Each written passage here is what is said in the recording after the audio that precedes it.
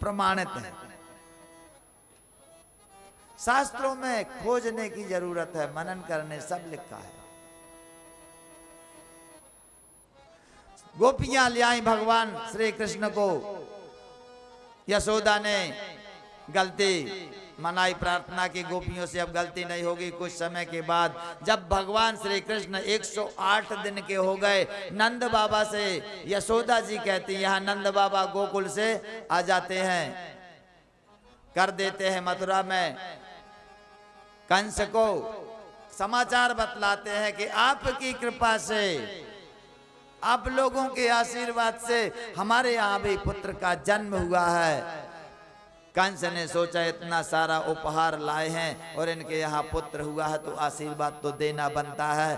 दोनों हाथ उठा करके आपका पुत्र दीर्घायु हो, राजा हो, किसी प्रकार का संकट उसके जीवन में न आए।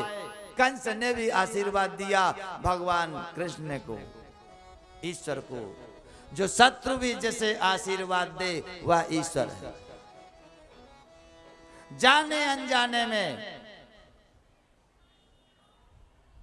शत्रु भी आशीर्वाद दिया, कंस ने भी आशीर्वाद दिया। लोभ बस बहुत सारा मोतियों का हार वगैरह अनेक द्रव्य उपहार में लेके गए थे। वहां से गए वसुदेव के यहाँ, बोले वसुदेव जी से नंद बाबा कहते हैं आपके यहाँ पुत्री का जन्म हुआ था, सुना है कंस ने मार दिया, बहुत गलत हुआ, ऐसा वैसा। वसुदेव जी कहते हैं आपके यहाँ ठीक है, मगर आपके यहाँ जो पुत्र है वह हमारा ही पुत्र है। नंद बाबा ने कहा हाँ आपका ही है। गौड़ भाषा को नंद बाबा समझ नहीं पाए, वहां से वापस आ जाते हैं। पूतना को देखते हैं, बहुत बड़ी जी कहां से आ गई। समाचार मिला पूतना देवी है, बोले पड़ी रहेगी, सड़ेगी, गंदगी होगी। काट काट करके अनेक चिताएं बनाई गई और उसे भस्म किया गया। जब चिताएं जली तो उसके चिताओं से चंदन की खुशबू उत्पन्न हुई। राजा परीक्षित कहते हैं कि राजन सुखदेव जी से, महाराज या तो राक्षसी है, फिर चंदन की खुशबू कहां से उत्पन्न हो गई। बोले महाराज भगवान श्री कृष्ण के स्पर्श मात्र से इसका शरीर शुद्ध हो गया है और इसके शरीर से चंदन की सुगंध निकलने लगी है। राजा परीक्षित ने कहा से, राजा परीक्षित ने पूछा महाराज यह कौन है। सुखदेव जी कहते हैं कि राजन यह राजा बलि की पुत्री रत्नमाला है। जब बावन भगवान राजा बलि के यहाँ भिक्षा लेने गए थे तो बावन भगवान को देख करके इसके मन में ऐसी आस्था उत्पन्न हुई थी कि यदि ऐसा मेरा पुत्र होता तो मैं दुग्ध पान कराती। मगर जब भगवान ने राजा बलि की संपूर्ण संपत्ति हरण कर ले तब उसके विचार बदल गए। बोली मेरा ऐसा पुत्र होता तो जहर पिला के मार देती। भगवान ने कहा एव मस्तु, दोनों वरदान उसके एक साथ संपन्न हुए।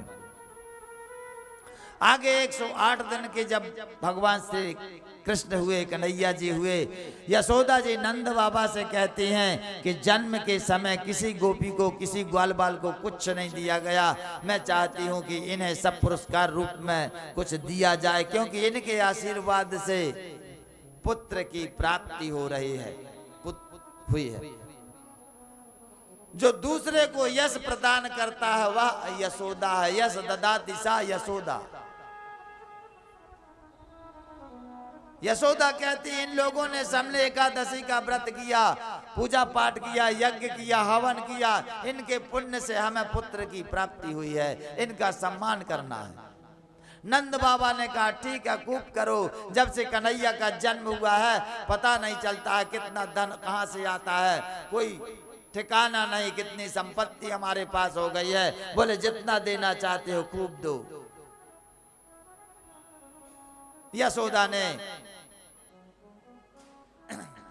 आयोजन रखा, विचार करने लगी कि घर में तो जगह नहीं है, एक काम करते हैं, गाड़ी थी तो बाहर गाड़ी रास्ते में खड़ी कर लो और वहां सब जो कुछ देना है गाड़ी के ऊपर रख दिया और सभी गोपियों को ग्वाल बालों को बुलाया और छकड़े के ऊपर सब सामान रख दिया, भोजन की अलग व्यवस्था कर दी, कन्हैया को गाड़ी के नीचे पार दिया, सबको बारी बारी से सामान देना प्रारंभ कर दिया, सबको जो जिसे चाहिए है देती जाती है। भोजन परोसने लगी यशोदा जी, सब चले गए भोजन परोसने में। छोटे छोटे बच्चे कन्हैया के इर्द गिर्द खेल रहे थे। सक्टासुर पहुंचा, भगवान ने देखा सक्टासुर आया है, वायु रूप में था, शरीर नहीं था उसका। गाड़ी में बैठ गया, भगवान सो रहे थे, निद्रा भंग हुई, बोले आ गए बेटा, बोले हाँ आ गए। भगवान ने रुदन करना प्रारंभ किया और रुदन करते करते जब बच्चा रोता है ना तो दोनों हाथ भी हिलाता है, दोनों पैर भी फेंकता है। ऐसा पहले नाटक करते करते एक पैर मारा धड़ाम से छकड़े में तो छकड़ा पलट गया। सक्टासुर का भी गोविंदाय नमो नमः हो गया। गोकुल में फिर हल्ला मच गया, कोई छकड़ा पलट गया, कन्हैया नीचे पड़ा है। सब गोपियां यशोदा आई दौड़ के, बोले कैसे, ना तो हवा चले ना तूफान आया, जे क्या हो गया, कैसे पलटा।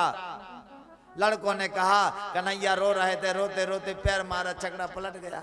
बोले इतना सा लड़का कैसे पलटा देगा, बोले ऐसा ही तो हुआ है।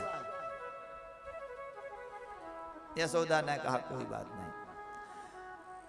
गोपियां बोली, यशोदा तुम्हें बुद्धि अभी भी नहीं आई, तुमसे कहा था कि लल्ला को नहीं छोड़ो, अपने पास रखो। यशोदा कहती भूल हो गई, अब नहीं होगा। सक्टासुर चला गया। कुछ समय के एक दिन यशोदा मैया आंगन में बैठी कन्हैया को दुग्ध पान करा रही थी। उसी समय तृणावर्त को कंस ने भेजा। बाबंडर के रूप में तृणावर्त आता देखकर भगवान ने अपने वजन को बढ़ाया, इतना वजन बढ़ाया कि यशोदा उसे सहन नहीं कर पाई, धीरे से उतार के जमीन में रख दिया और काम करने लगी। उसी समय बाबंडर आ गया, यशोदा की आंखों में धूल चली गई, कन्हैया को देख ना पाई। बाबंडर कन्हैया को उठाया, आकाश मार्ग में ले गया। भगवान ने कहा ठीक है, तुम यहाँ ले आए हो, ठीक है। पकड़ा गर्दन और मारा घूसा तो बाबंडर रूपी